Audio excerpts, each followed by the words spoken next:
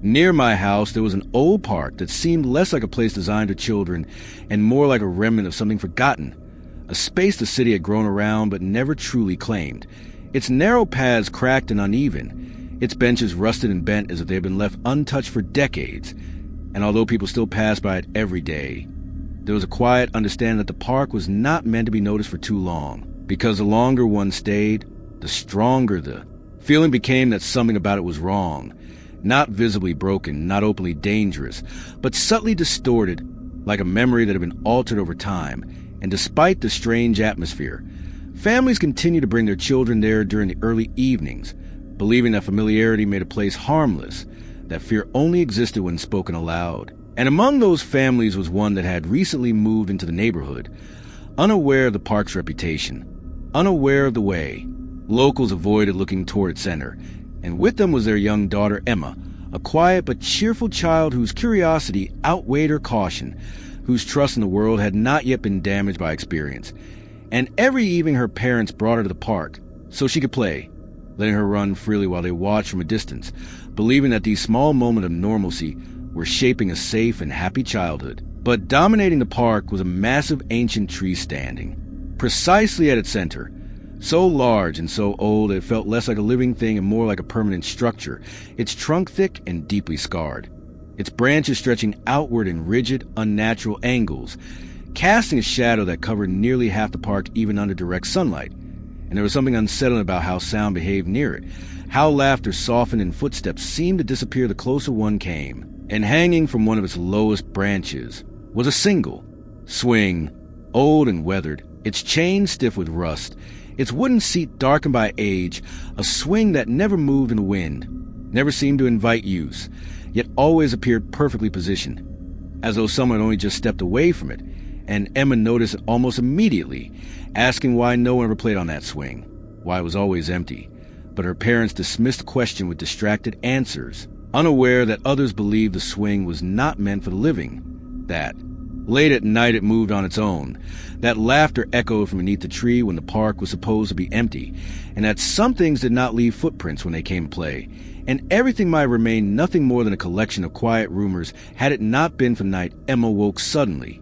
sitting upright in bed with focus that felt unnatural, her eyes wide, her voice calm but insistent as she asked to go to the park, repeating the request again and again until her parents checked the time and saw that it was exactly 2 a.m., and although they tried to reason with her, to explain that it was too late, that the park was dark and empty, she continued to insist with persistence that did not sound like a child throwing a tantrum, but like someone following instructions, and eventually, driven by concern and confusion more than logic, they agreed, convincing themselves that a short walk would calm her, that nothing could happen in a place they had visited so many times before. But the moment they entered the park,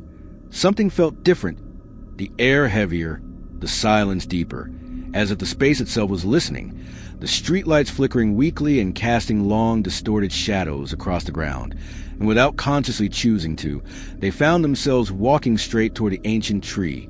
placing Emma on the abandoned swing while they sat on a bench a short distance away, trying to relax, listening to the slow, uneven creak of the chains as Emma swung back and forth, until Emma's mother happened to look up and felt her entire body freeze, because standing behind the swing was another child, a small girl dressed entirely in white, her posture still and deliberate, her hands gently gripping the chains as she pushed Emma forward. And what made the moment unbearable was not simply her sudden appearance, but Emma's reaction to her, laughing openly, speaking to her as if they were already familiar, responding to words her parents could not hear. And as fear tightened around her chest, Emma's mother stood and began walking toward them, her thoughts racing, her heartbeat loud in her ears. And just before she reached the swing, the girl in white slowly turned her head, not enough to show her face, but enough to acknowledge that she was being watched. And then, without panic or urgency, she stepped backward and disappeared behind the thick trunk of the tree. And when Emma's mother reached the tree and looked behind, there was nothing there, no child, no movement, no sound, only shadow and silence. And in that moment she knew that whatever had been standing behind the swing had never been meant to be seen at all. Emma's mother stood frozen for several seconds after finding nothing behind the tree, her mind struggling to accept what her eyes were telling her, because logic demanded that a child who had been standing there moments ago could not simply vanish without sound, yet fear overpowered reason, and without allowing herself another second to question it. She rushed back to the swing, lifted Emma into her arms, and held her tightly, as if physical contact alone could keep her grounded in reality. And when they returned to the bench, Emma's father saw the terror on his wife's face and knew something was wrong before she spoke, and although she struggled to explain what she'd seen, the words came out fragmented, broken by fear. But the message was clear enough that there had been another child, that she had appeared out of nowhere, that she had disappeared just as easily, and without arguing or attempting to rationalize it, they left the park immediately, their footsteps quick there, silence heavy. And during the walk home, Emma seemed unusually calm, resting her head against her mother's shoulder, humming softly as though nothing had happened. And when they finally reached their house and closed the door behind them, the sense of relief was immediate but incomplete, like locking out a storm while knowing the walls might not hold. And for the rest of the night, they barely slept, replaying the image of the girl in white over and over again, convincing themselves that exhaustion must have caused a shared illusion, that fear had exaggerated something harmless. Yet even as morning came, that explanation felt fragile, and over the next few days they noticed subtle changes in Emma that they could not ignore. Small things at first, like how she would pause mid-sentence as if listening to someone else speak, how her eyes would drift toward empty corners of rooms, how she sometimes smiled without reason, and when asked what she was thinking about, she answered, vaguely, saying she was remembering the park. And then one night, just after 2 a.m., they heard it for the first time, a faint sound coming from Emma's bedroom. So quiet they almost dismissed it as imagination, a soft giggle, light and distant, like laughter carried through walls. And when they sat up in bed listening, the sound returned, joined by another, then another, overlapping voices too soft to make out words, but unmistakably playful, unmistakably childish, and with growing dread they walked toward Emma's room, opening the door slowly, only to find her sitting upright in bed, her eyes wide open, her expression peaceful, smiling toward a far corner of the room where nothing stood, her lips moving as she whispered responses to unheard voices. And when her parents asked who she was talking to, she looked at them as though the answer should have been obvious and said she was talking to her friends, speaking the word with warmth, not fear. And over the following nights the pattern repeated itself, always beginning after 2 a.m.,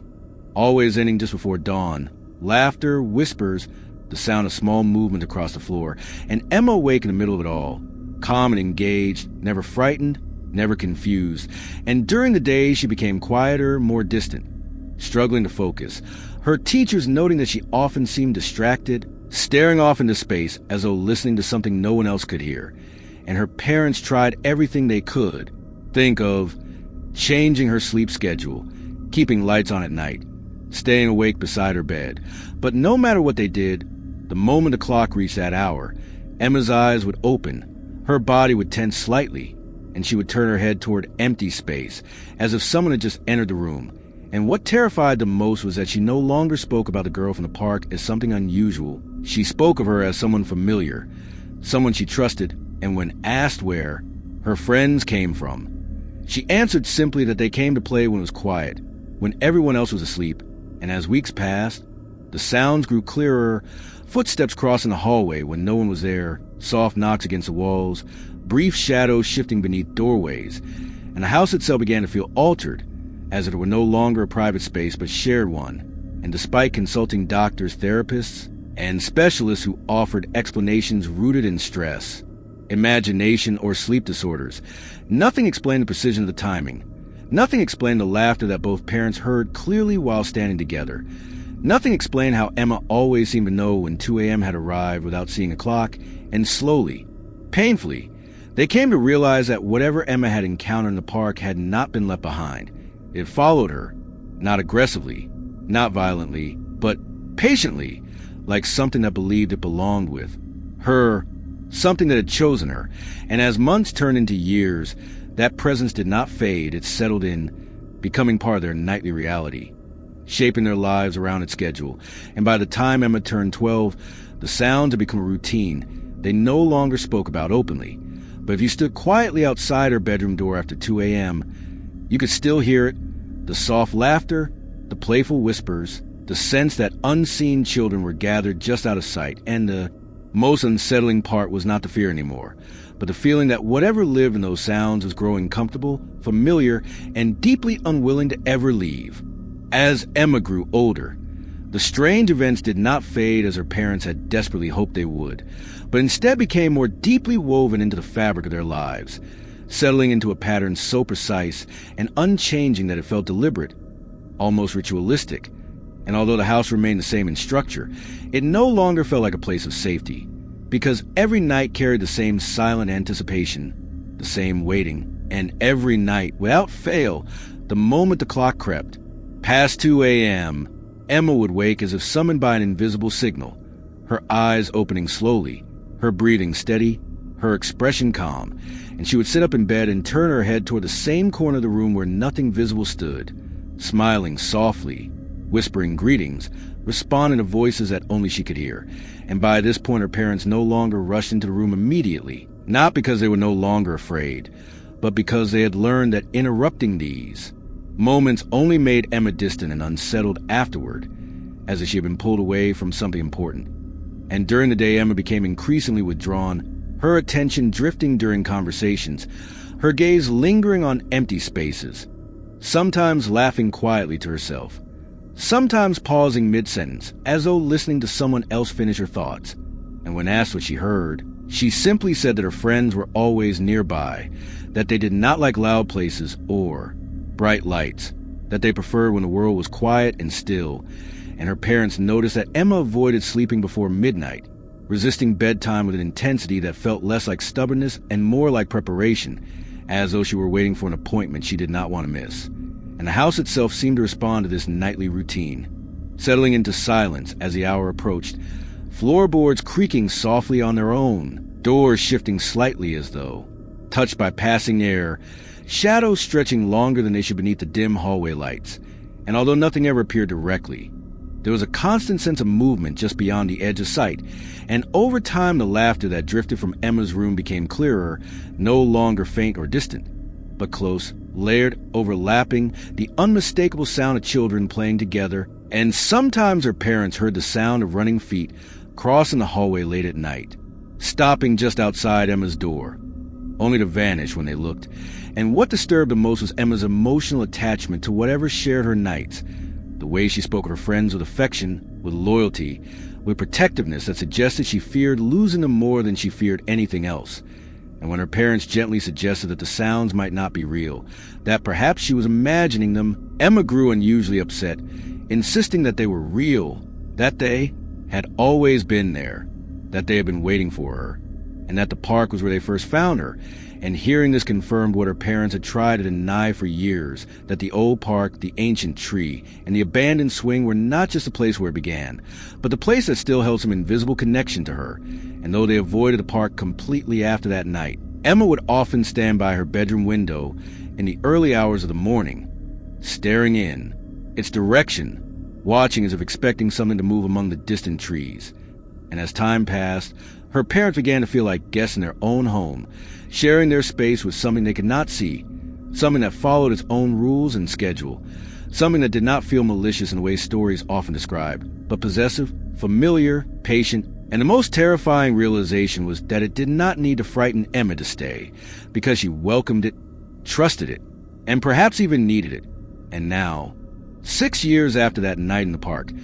Emma is 12 years old enough to recognize fear in others even if she does not feel it herself. And still, every night after 2 a.m., the house fills with quiet laughter, soft footsteps, whispered conversations overlapping one another. And if you stand outside her bedroom door long enough, listening carefully, you may notice something even more unsettling, that the laughter sometimes sounds closer than before, that the whispers sometimes respond to sounds made elsewhere in the house, as though whatever gathers around Emma is becoming more aware of its surroundings, more comfortable crossing boundaries. And the old park remains unchanged, the ancient tree still standing at its center, the abandoned swing still hanging motionless during the day, creaking gently in the darkness at night. And those who pass by late in the early hours sometimes claim they hear laughter drifting from its shadow, echoing, faintly through the empty paths, as if something there is still playing, still waiting, still connected to a child who once sat on a swing at exactly 2 a.m. and never truly came back alone.